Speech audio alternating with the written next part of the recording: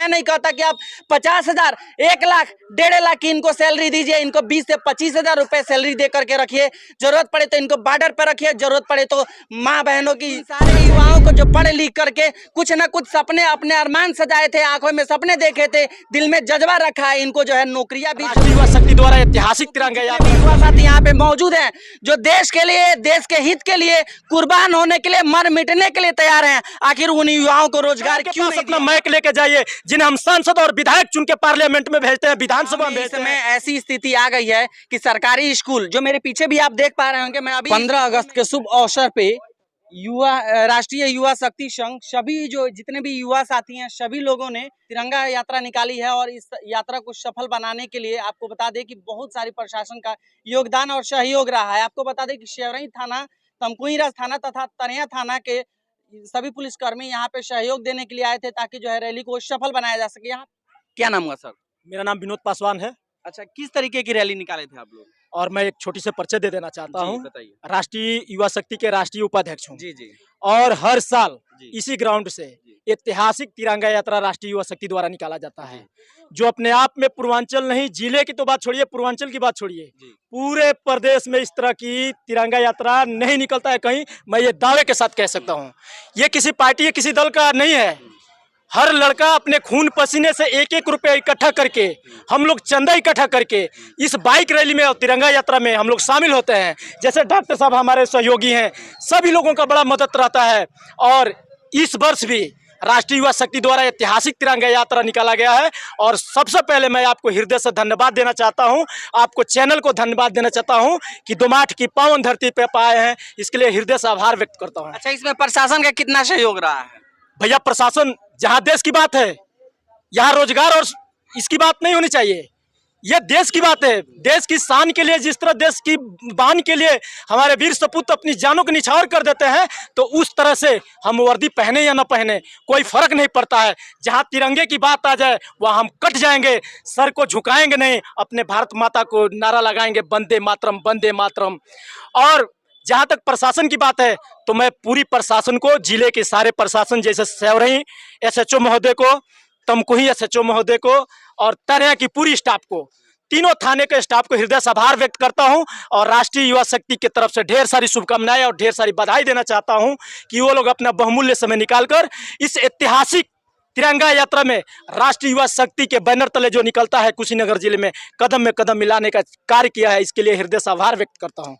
बहुत बहुत धन्यवाद। मैं एक कड़वा सवाल आप करने वाला हूं, देश के युवाओं के हित में, हालांकि इस बैनर तले करना नहीं चाहिए, लेकिन फिर भी मैं एक कड़वा सवाल करने जा रहा हूं। अगर किसी को बुरा लगे तो क्षमा करिएगा। मैं कहना चाहता हूं कि जितने भी युवा साथी यहाँ पे मौजूद हैं, जो देश के लिए, देश के हित के लिए कुर्बान होने के लिए, मर मिटने के लिए तैयार हैं, आखिर उन युवाओं को रोजगार क्यों नहीं दिया जा रहा है? बहुत अच्छा सवाल आपने किया। रोजगार के साथ साथ शिक्षा भी चाहिए जी। अगर शिक्षा नहीं है तो रोजगार नहीं मिल पाएगा।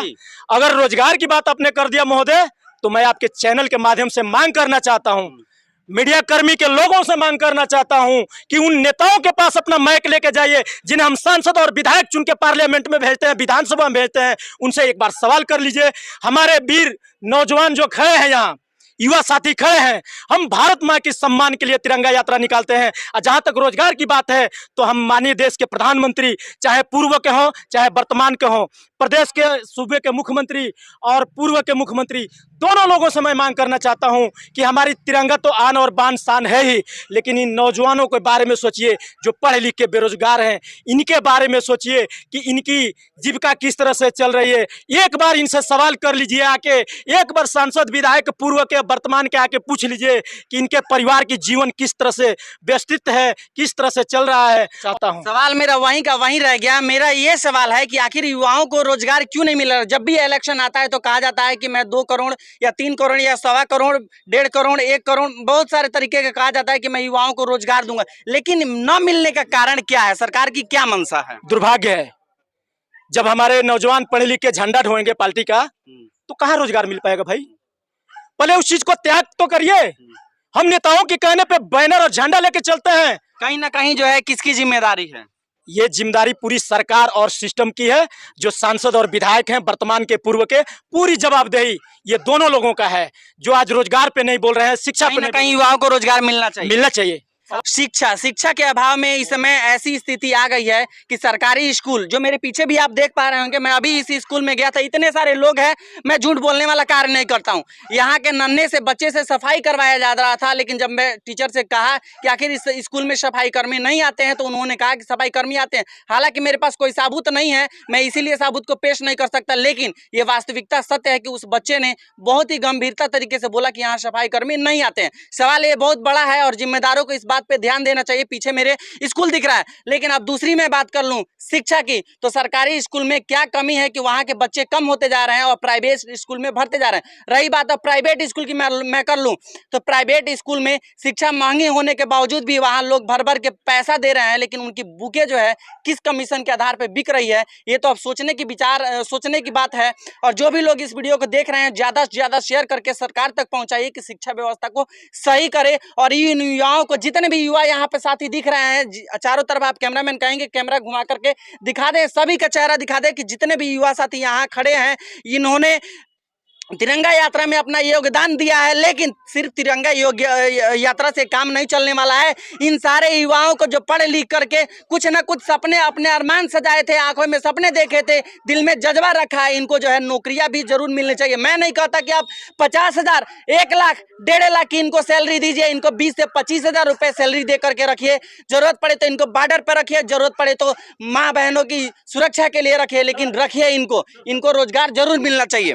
सर, जहाँ शिक्षा की बात है जी, आपने प्राइमरी पाठशाला का जी बताया अभी हमको, ये सारा का सारा जवाबदेही यहाँ का वर्तमान प्रधान को जाता है और यहाँ के सेक्रेटरी और यहाँ के ब्लॉक में बैठे वीडियो को जाता है कि यहाँ सफाई कर्मी 15 अगस्त को क्यों नहीं थे, क्यों छोटे बच्चों से सफाई कराया जाता है। आपको या यहाँ पे जितने भी युवा साथी हैं, अगर किसी को विश्वास ना हो तो मैं जस्ट वहाँ से बाहर आया हूँ, तो गेट को अंदर से बंद कर दिया। अगर किसी को शक हो तो अभी चल के वहाँ बच्चों से पूछ सकता है। और जहाँ तक शिक्षा की बात आपने किया, तो आप किसी भी क्षेत्र में चले जाइए, आप किसी भी गांव में चले जाइए, वहां पूछिए, राष्ट्रीय युवा शक्ति के कार्यकर्ता, राष्ट्रीय युवा शक्ति के पदाधिकारी कलम, कापी, सब चीज मुहैया कराती है। और यहाँ तक पूरे क्षेत्र में फ्री में इलाज, 10-10 गोरखपुर के डॉक्टरों को बुला के फ्री में ट्रीटमेंट हमने करवाया, खून जांच करवाया, पेशाब जांच करवाया, हर जांच करवाया और मौके पे दावा करवा के उन लोगों को घर तक पहुंचाने का कार्य राष्ट्रीय युवा शक्ति के